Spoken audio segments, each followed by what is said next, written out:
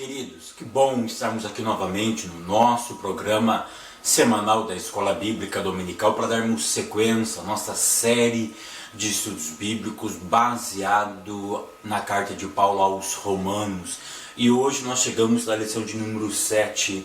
E a lição de número 7 tem como título A Vida Segundo o Espírito, tá?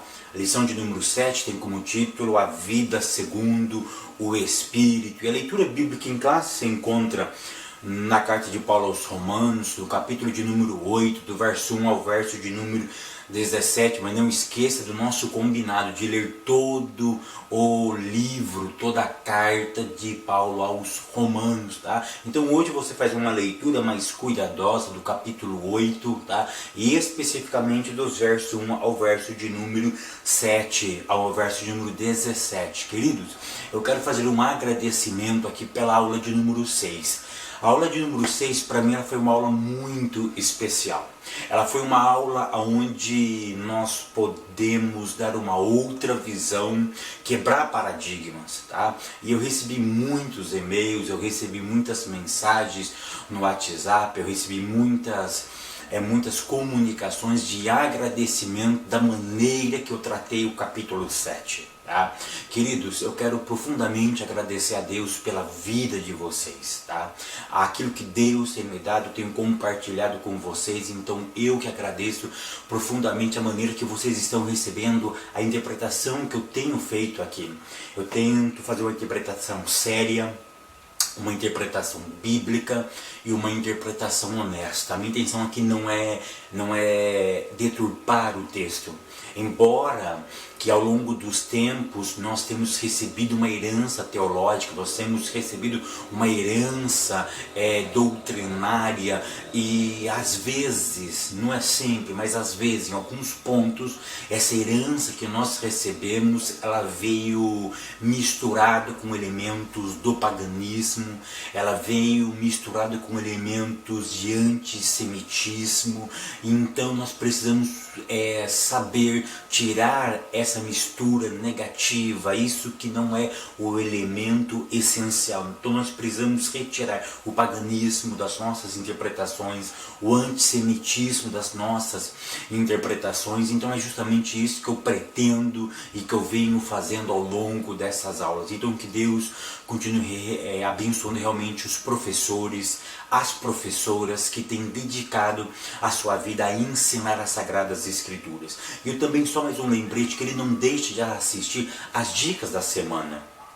Tá? São dicas que eu dou para os professores. Eu recebi uma mensagem de um professor e eu fiquei realmente assim muito emocionado. Ele disse que já pegou todas as minhas dicas. Eu postei apenas 6, tá? Ainda faltam mais 34 dicas que eu vou postando ao longo da semana, ao longo do tempo, tá? E ele pegou essas dicas e levou para o seu grupo de professores e ele contou testemunhos maravilhosos que as classes estão melhorando, os professores estão melhorando por pequenas dicas simples, mas objetivas, ok? Então não deixe de assistir, digita aí dicas do professor Fábio Segantin que você vai conferir que são dicas valiosíssimas. Outro detalhe, queridos, eu tenho lido, ouvido e visto pessoas deturpando, pessoas não tendo capacidade bíblica e teológica,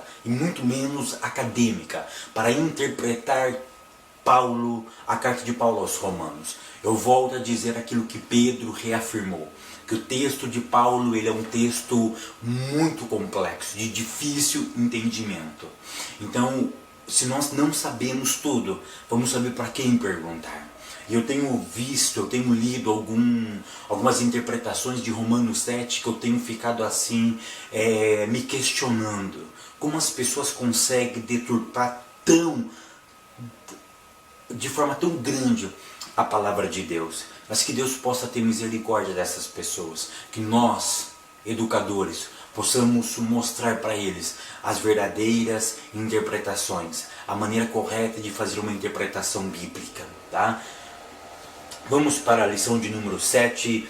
E a lição de número 7 ela está apaixonante também. Ela está assim maravilhosa também, porque ela vai agora falar do capítulo 8 de Romanos. Nós acabamos de ter uma interpretação maravilhosa do capítulo 7 da carta de Paulo aos Romanos. No capítulo 8, no capítulo 7, melhor dizendo, o apóstolo Paulo apresenta um pequeno esboço do que iria apresentar no capítulo 8.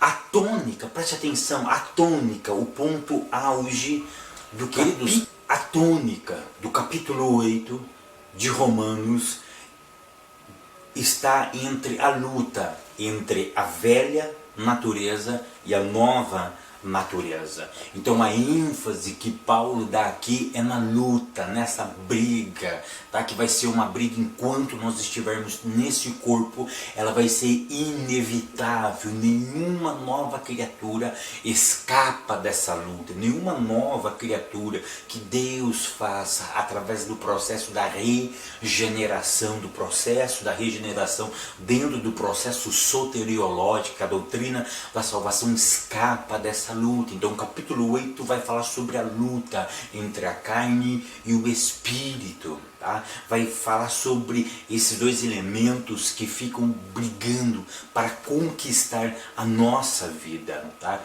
O capítulo 8 ele não se trata, eu vou repetir, o capítulo 8 não se trata da ineficácia da Torá, tá? Eu vou repetir, o capítulo 8 ele não se trata da ineficácia da Torá. Preste muito bem atenção nisso.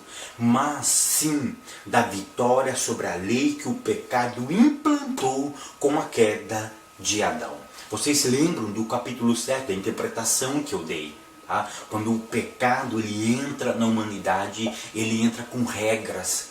Ele entra com uma proposta, ele entra com leis específicas, ele entra com um reinado, e todo reinado precisa ter um rei, precisa ter súditos e precisa ter leis. Então quando o pecado entra no mundo, ele traz a morte. E quando o pecado ele entra no mundo, o apóstolo João diz que o mundo jaz no maligno, ou seja, querendo ou não, o maligno ele impera de um certo modo em nosso mundo, ele impera na vida das pessoas. Ele impera como? Ele tem regras, ele tem lei, e essa lei então ela entrou dentro da humanidade e consequentemente isso foi transferido para os seres humanos.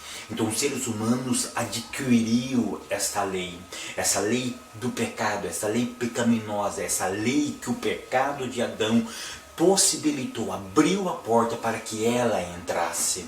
Então o capítulo 8, ele vai falar sobre a vitória, sobre essa lei que o pecado introduziu com a queda de Adão. E o capítulo 8 ele não fala da ineficácia da Torá. Ele não fala mal, ele não desqualifica a Torá, tá? Mas justamente ele vai falar sobre a vitória desta lei do pecado que foi implantada com a queda de Adão. Tópico de número 1, a vida no Espírito pressupõe oposição à lei do pecado. Queridos, só lembrando, tá? Só lembrando, o capítulo 7 ele não faz menção nenhuma ao Espírito Santo, ao termos que os judeus usam de Ruach HaKodesh, tá? Não faz nenhuma menção já no capítulo 7. A menção de Ruach HaKodesh é uma menção viva, é uma menção eficaz, é uma menção plausível dentro desse texto. Ou seja, o Espírito Santo no capítulo 8 ele é um ser atuante. Eu vou repetir, no capítulo 8 a figura do Espírito Santo é uma figura atuante, ele atua em todos os momentos dentro do capítulo 8, ok? Então, esse primeiro tópico vai do verso 1 ao verso 4 de Romanos capítulo 8, e o ponto 1 diz assim: a enfermidade da lei. O nosso autor, o pastor José Gonçalves, vai mencionar o grito de desespero do apóstolo, quando Paulo faz esse grito no capítulo 7, no verso 24 da carta aos Romanos. E aí eu pergunto, por que ele gritava? Por causa da Torá? Por causa da ineficácia da Torá? Ao ler o texto, ao ler a lição, parece que é isso que dá a transparecer. Até o título é A Enfermidade da Lei. Tá? E aí ele vai mencionar que Paulo dá um grito. E esse grito era por causa da lei de Deus que estava enferma. Queridos, eu quero salientar aqui.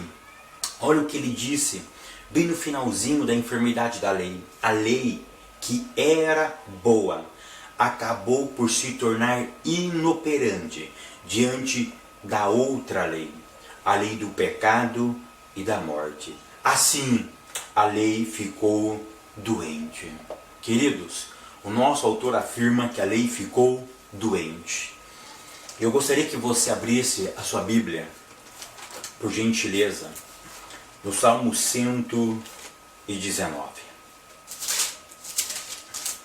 O Salmo 119. São 176 versículos enaltecendo a Torá, enaltecendo a lei de Deus. Eu gostaria, se você pudesse, de ler todos os 176 versículos do Salmo 119, que é uma declaração de amor à Torá. Em nenhum momento eu vejo que se os homens observassem a Torá ficaria doentes. Eu não vejo em nenhum momento os profetas dizendo cuidado com a Torá. Mas eu sempre vejo os profetas denunciando para que voltasse à prática da lei, que voltasse a amar o texto sagrado, que voltasse a observar os mandamentos que Deus tinha dado ao seu povo através de Moisés no Monte Sinai. É uma coisa tão linda que o Antigo Testamento, eu não gosto muito dessa palavra antigo, porque antigo dá a ideia daquilo que não presta mais, daquilo que é inoperante. Eu gosto muito da expressão do Dr. Milt Schwantes, um metodista da UMESP, que ele disse em seus escritos o Primeiro Testamento. Mas enfim, Malaquias, ele vai terminar o seu escrito mencionando o livro de Moisés, mencionando a Torá e de forma de glorificação. Então eu convido vocês a ler o Salmo 119 e se vocês encontrem pelo menos um vestígio do estado de enfermo em que estava a palavra de Deus. Se nós observarmos, nenhum homem ficou doente por observar os textos sagrados. Nenhum homem ficou doente por observar. Nenhum homem do Antigo Testamento ficou doente por amar esta palavra, por amar a Torá. Se você dizer para mim que eles ficaram doentes porque amaram os pretextos, aí eu concordo com você. Como existem muitos assembleanos doentes ainda, baseado em dogmas, baseado em preceitos humanos. Existem muitos presbiterianos doentes por causa da enfermidade do seu tradicionalismo. Existem muitos batistas doentes se apaixonando pelo tradicionalismo. Existem muitos luteranos doentes, mas nós não encontraremos nenhum assembleano, nenhum presbiteriano, batistas, nenhum anglicano doente por amar a palavra de Deus. E assim eu volto para o Antigo Testamento. Nenhum homem ficou doente por amar a palavra de Deus. Abraão ficou doente? E eu disse já em aulas anteriores, eu vou repetir nessa aula, Gênesis capítulo de número 26. Gênesis capítulo de número 26. E o verso de número 5, Gênesis 26, verso 5 diz assim: portanto, Abraão obedeceu a minha voz e guardou o meu mandado, os meus preceitos, os meus estatutos e as minhas leis. O texto está sendo um texto de adversidade, um texto de advertência a Isaac.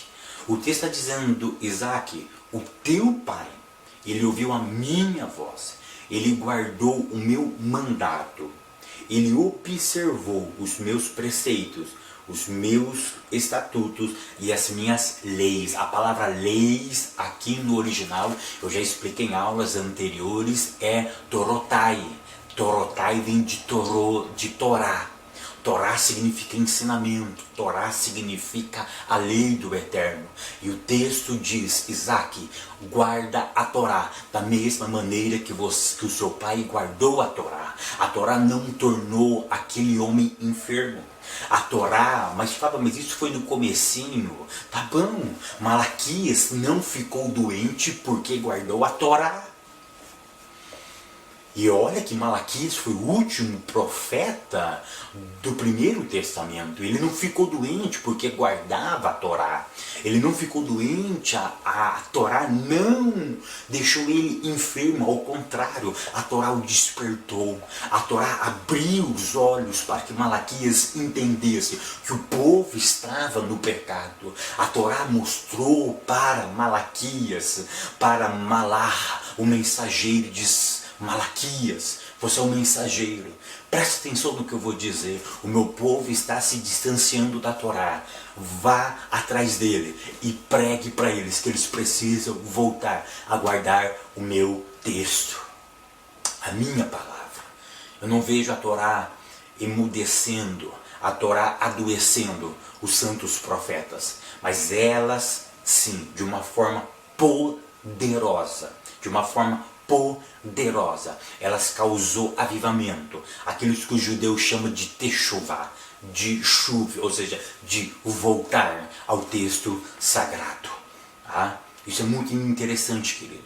E só para terminar e finalizar esse ponto, Paulo vai dizer lá em Timóteo, capítulo 3, verso 16, que toda a escritura, que escritura Paulo estava se referindo ao Antigo Testamento, que toda a escritura, ele estava incluindo o Primeiro Testamento também, ele estava incluindo Gênesis a Malaquias. Ele diz que toda a escritura divinamente é inspirada. Ele estava afirmando que aquilo que foi escrito inspirado. Então Deus não poderia inspirar algo e depois esse algo tornar doentio, se fosse verdade. O Novo Testamento também ele nasceria bom e depois então adoeceria. É uma incompatibilidade de pensamento. Mas faça isso, leia o texto sagrado, leia o Primeiro Testamento, que nós chamamos de Velho Testamento, e observe se os homens ficaram doentes quando praticaram as Sagradas Escrituras. Davi tinha um amor tão grande à palavra de Deus, ele disse: a Torá, oh queridos, isso é lindo, a Torá é minha vida, a Torá é minha inspiração, ela ilumina os meus olhos, a Torá ela guia os meus passos. Salomão, de forma poética, ele vai dizer que a Torá era tão importante na vida dele, que ele lia a Torá sempre, porque a Torá produzia algumas coisas na vida dele. E um dia perguntaram para Salomão: Salomão, por que ler tanto a Torá assim? Por que amar tanto ela, e Torá? E Salomão responde então de forma poética, e ele diz: olha, eu vou responder porque eu leio tanto a Torá, porque eu medito nela dia e noite, como foi instruído para Josué. Sabe por quê? Porque quando eu acordo, ela me guarda. Quando eu levanto, ela fala comigo. E quando eu caminho, ela me guia. Ou seja, a Torá era a razão de Salomão. Ela guardava Salomão. Ela falava com Salomão e ela guiava Salomão. Que a palavra de Deus possa nos guardar, possa falar conosco e possa nos guiar. Tá? Isso é muito interessante, queridos. Tome muito cuidado ao afirmar que a lei ela se tornou enferma. Ponto de número 2, a cura da cruz. Queridos, então agora vem o ponto 2, a cura da cruz.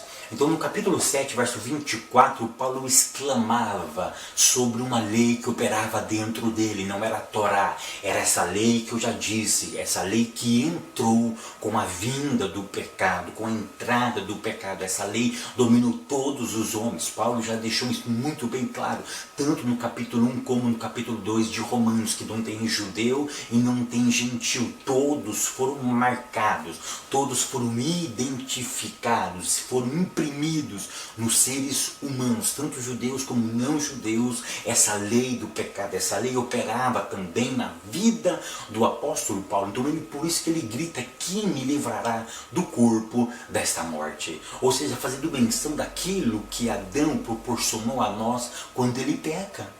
E aí no capítulo 7, no verso 25, vem o grito da vitória. O grito da vitória está no capítulo 7, verso 25 de Romanos, onde foi conquistada na cruz. A cruz, querido, preste atenção, se a lei estava enferma, se a Torá estava enferma, Deus desfez a Torá então na cruz? Ele tirou a enfermidade dela? Não. Na cruz o que foi vencido? A lei do pecado sobre a vida do homem. É por isso que o apóstolo Paulo ele vai gritar depois dizendo: ó morte, ele vai brincar: onde está o seu poder? Vence sobre mim. Você não tem mais poder sobre mim. Sabe por quê? Porque eu ainda vou pagar na carne a morte, mas você não vai vencer eu por toda a eternidade, porque o meu Cristo lá na cruz, ele já venceu por mim. Essa dívida foi paga. Eu não vou morrer mais eternamente. Então na cruz foi desfeito o quê? Foi desfeito esse princípio, foi desfeito essa lei que o pecado trouxe juntamente com a morte. Então a cruz venceu de forma definitiva o império da morte, ou seja, a perpetuação da morte, que era algo irrevogável. A cruz revogou esse decreto e nos deu liberdade de viver eternamente com Deus.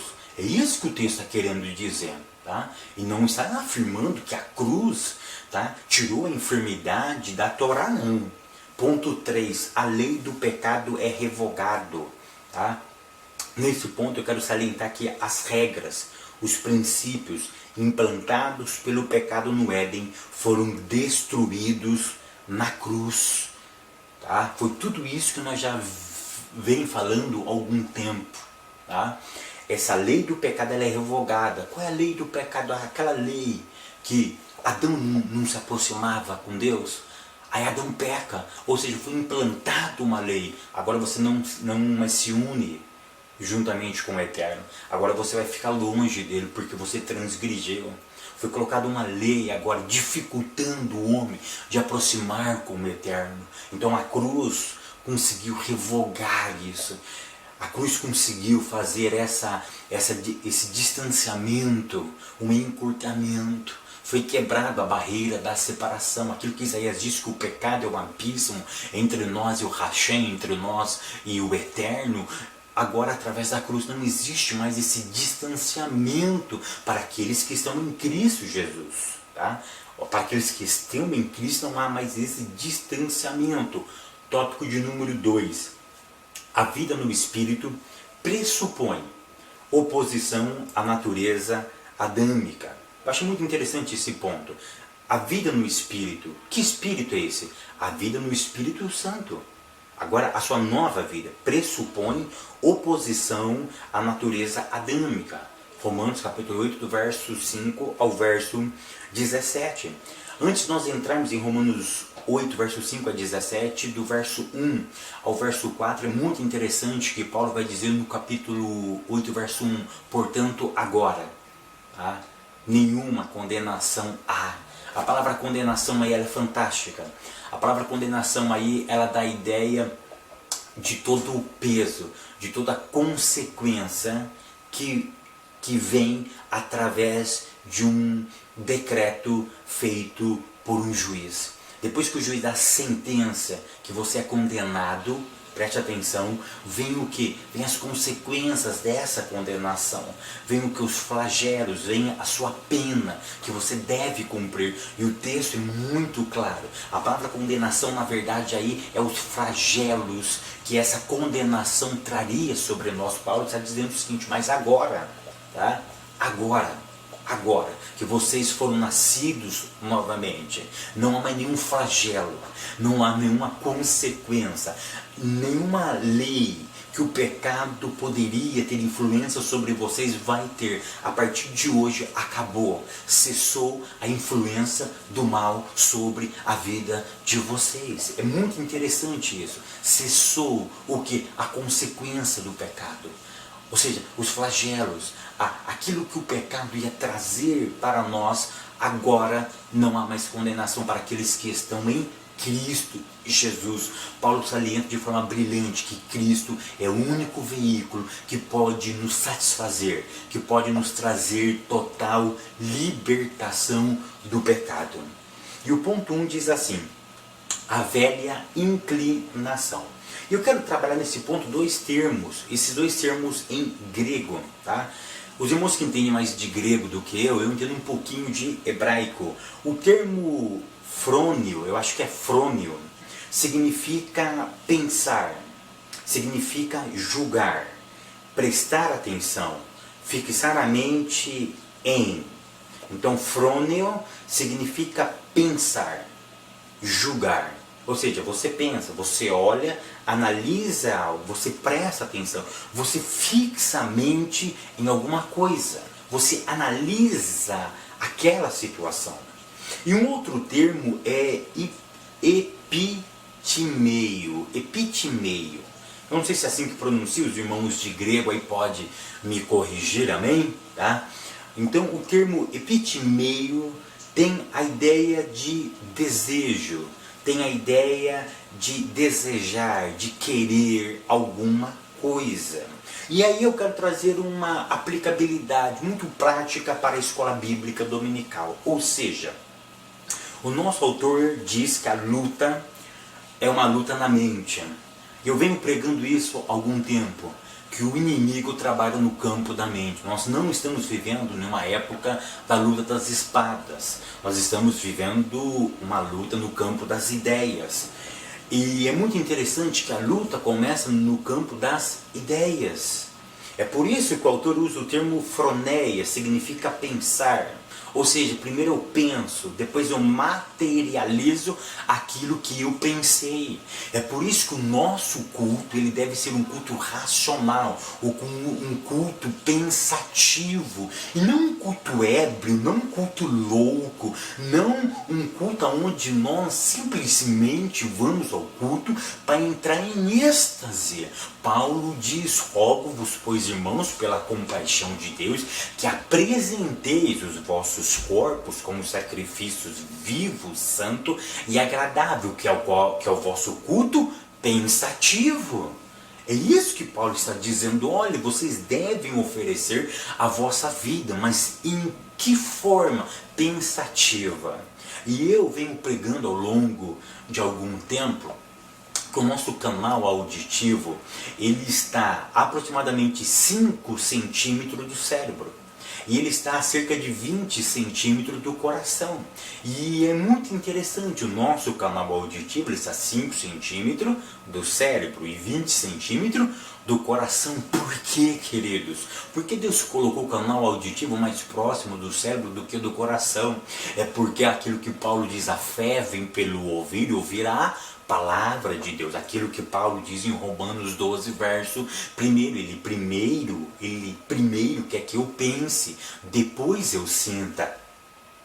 Ou seja, eu não preciso sentir para amar, eu tenho que amar. Eu não preciso amar, eu não preciso sentir, se eu sentir, eu vou no culto. Se eu sentir, eu vou amar o meu inimigo. Não, eu tenho que pensar, eu tenho que raciocinar. Ainda que isso seja contra os meus princípios, presta atenção, contra os meus próprios sentimentos, eu devo fazer porque a palavra de Deus me manda que eu faça. É mandamento. Então eu tenho que internalizar, eu tenho que pensar, raciocinar, eu tenho que ponderar. Se isso é bíblico, eu faço. Se não for bíblico, eu não faço. Então por isso eu preciso pensar. E depois tem que descer no meu coração. Para quê? Para que eu possa exteriorizar aquilo que eu estou pensando. Eu preciso materializar aquilo que está no campo das ideias. É por isso que o nosso apóstolo Paulo, ele usa o termo froneio e o termo epitemeio. Por quê? Porque ele queria que nós pensássemos, para depois nós agíssemos. E é tão interessante que esses dois termos, ele é tanto usado para o homem na nova natureza, como para a velha natureza. A velha natureza também, eu vou pensar, eu vou raciocinar. Ah, Deus não existe. Não, Deus não existe por isso e por aquilo. Aí eu vou viver como se Deus não existisse. Ou seja, tanto a velha natureza como a nova natureza trabalha no campo das ideias. Primeiro eu mentalizo, primeiro eu julgo, eu penso, eu raciocino, eu pondero, depois eu materializo aquilo que eu pensei. Isso é fantástico, querido.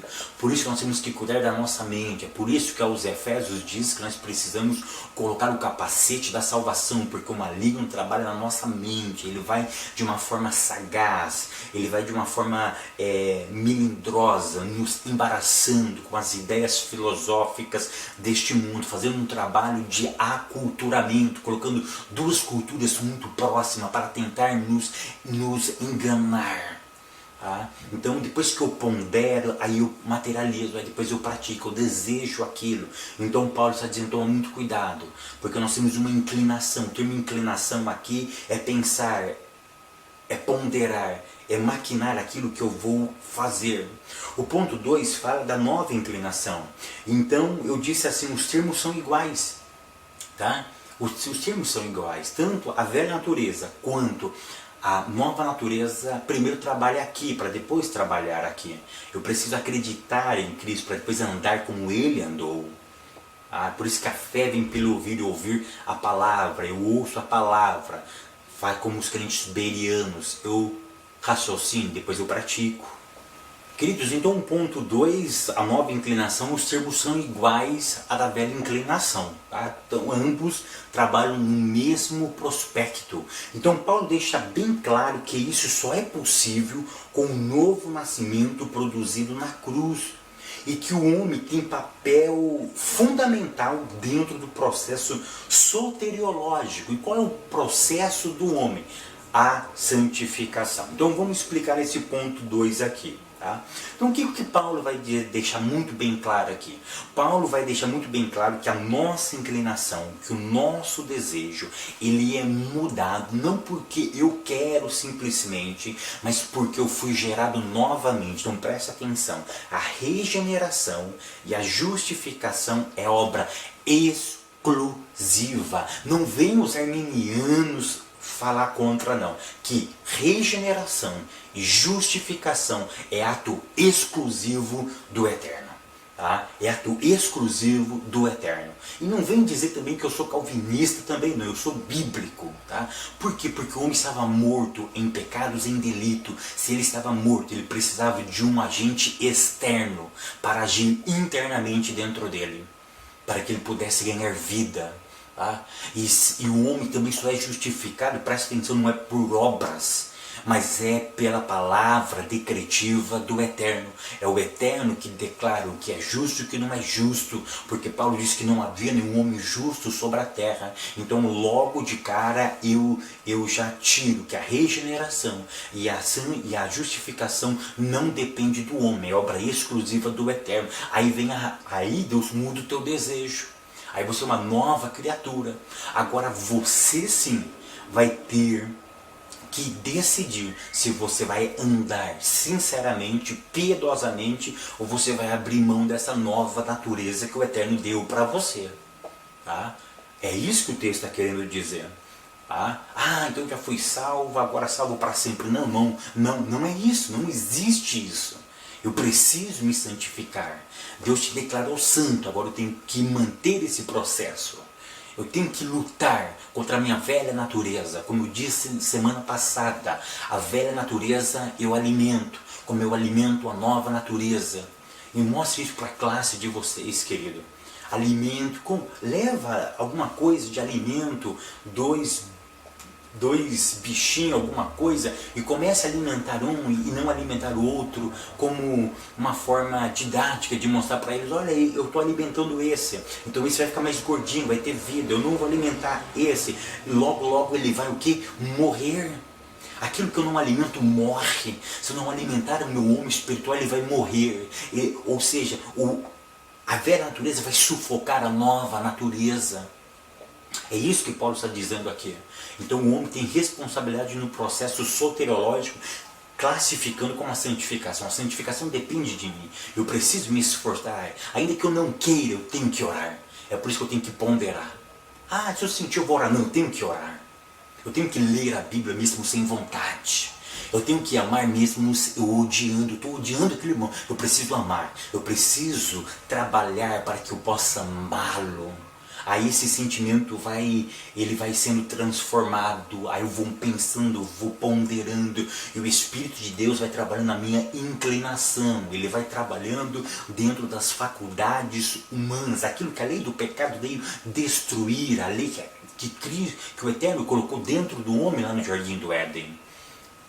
Então, dentro do processo da salvação, a santificação é algo exclusivo do homem. A nova filiação, Romanos capítulo 8, do verso 14 ao 16, que é o nosso ponto 3.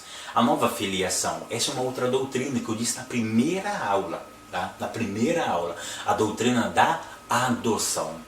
Paulo vai dizer que nós fomos adotados pelo Eterno. E adotado parece um termo muito pejorativo nos nossos dias, mas na época de Cristo não era assim, na época de Paulo não era assim. Aquele que estava sendo adotado, ele tinha todos os privilégios, os mesmos privilégios se ele fosse gerado por aquele que estava o adotando. E ele deveria imitar o seu pai adotivo, para trazer em si as características daqueles que estava o adotando. O adotado tinha que demonstrar, tinha que ser semelhante. Com o passar do tempo, ele tinha que praticar coisas que o seu pai adotivo, aquele que estava lhe adotando, gostasse. Para quê? Para se tornar parecido com ele. Nossa, mas esse menino é igual a você no andar, no falar, no desejar. Então é isso que Paulo está dizendo aqui. Nós fomos adotados por Cristo. Cristo nos adotou, ele proporcionou que o Pai nos adotasse, que nós fosse colocado na família de Deus. Então agora nós temos que andar de alguma maneira para que possamos, através do nosso andar, parecer com aquele que nos adotou. Tópico 3. A vida no Espírito pressupõe oposição entre a nova e a antiga ordem. Romanos 8, do verso 18 ao 39. Ponto 1. A manifestação dos filhos de Deus. Paulo agora já estava consciente da sua posição e do Espírito agindo dentro da sua vida. Paulo agora já tinha consciência quem ele era. Ele era justificado, regenerado, ele foi adotado da família de Deus. Agora ele já entendia. Paulo, pela experiência que ele tinha passado, ele já entendeu que o Espírito de Deus estava agindo dentro dele.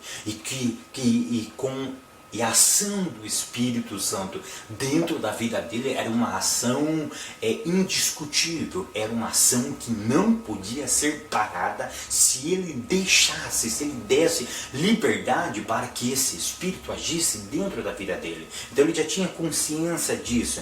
Então agora, ele tendo consciência da posição dele, e desse agir do Espírito dentro da sua vida, ele lança os seus olhos para o futuro. De que forma? Maximizando, deixando muito grande a glória de Deus e minimizando as aflições que ele passava no presente momento. Então, olha que interessante, a vida que Paulo estava experimentando, ele teve um olhar escatológico. Ele maximiza a glória e minimiza as aflições que ele estava passando. E depois de ele relatar que o pecado fez na raça humana, ele nos apresenta os gemidos da natureza. Olha que interessante, no capítulo 7, no verso 25 e 20, no verso 24 e 25, Paulo ele grita, ele geme. E agora no capítulo 8, Paulo vai mostrar o gemido de quem? Da velha natureza. O que Paulo está dizendo o seguinte? Da mesma forma que Cristo nos libertou, o grito que estava dentro da nossa alma, ele vai libertar a natureza um dia. Eu não me pergunte como. Paulo ouviu o gemido da natureza, da fauna, da flora. Paulo ouviu, tá? Paulo ouviu. E o nosso autor termina esse ponto afirmando que todas as coisas cooperam para o bem daqueles que amam a Deus. Sabe o que eu quero que vocês levem para a classe de vocês sobre este ponto? Tá? Que as lutas, as dificuldades na vida do crente não é consequência necessária do pecado, mas é uma didática que o Eterno nos usa para nos aproximar dele. As aflições dessa vida, elas não são consequências necessariamente do pecado, mas é a didática, a pedagogia que o Eterno usa para nos aproximar de nós, de Deus. As aflições na nossa vida é um ato de amor do Eterno, tá? As aflições na vida de um ímpio não, é consequência do pecado. Deus não está cooperando com a aflição dele. Olha o que o texto diz, todas as coisas cooperam para o bem daqueles que o amam, daqueles que amam a Deus e que são chamados segundo o beneplácito de sua vontade, segundo o decreto do Eterno. Então leve isso para a classe de vocês. As aflições que vocês estão passando não é por causa do pecado necessariamente, mas é que essas coisas estão cooperando para o seu relacionamento com o Eterno, para o seu amadurecimento. Isso é muito interessante, isso é muito lindo, queridos. Ponto 2. Provas do grande amor de Deus. Aí o verso 31 ao verso 39, Paulo, ele vai resumir, ele vai terminar aquilo que ele começou no capítulo 1. Ele vai terminar no capítulo 8 dizendo, agora que vocês já sabem a posição que vocês estão. Vocês sabem que o Espírito agiu dentro de vocês, que ele mudou a vossa posição de pecador para pecador agora agraciado de Deus, para injusto, para justos. Aqueles que eram condenáveis não são mais condenáveis, a lei não opera mais dentro de vocês, agora vocês têm a lei de Cristo dentro de vocês, o Espírito de Deus está agindo dentro de vocês. Aí Paulo diz o seguinte, vou fazer uma pergunta para vocês. Quem poderá nos acusar?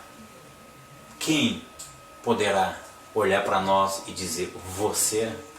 Paulo diz, nada nessa vida pode tirar aquilo que o Espírito de Deus, aquilo que a cruz do Calvário imprimiu dentro de nós. Então Paulo, de forma brilhante, ele vai afirmar para nós, quem poderá nos acusar? Quem vai poder olhar para nós? O que são essas coisas? Aí Paulo vai dizer a tribulação.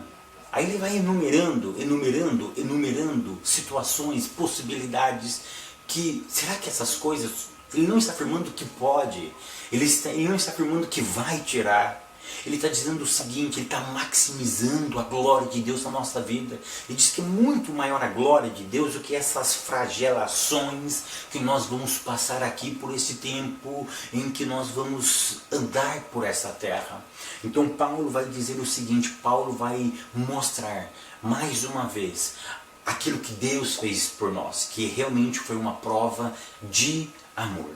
E o ponto 3 vai dizer assim, Deus é conosco. Paulo salienta que o que nos une é muito maior do que aquilo que nos separa.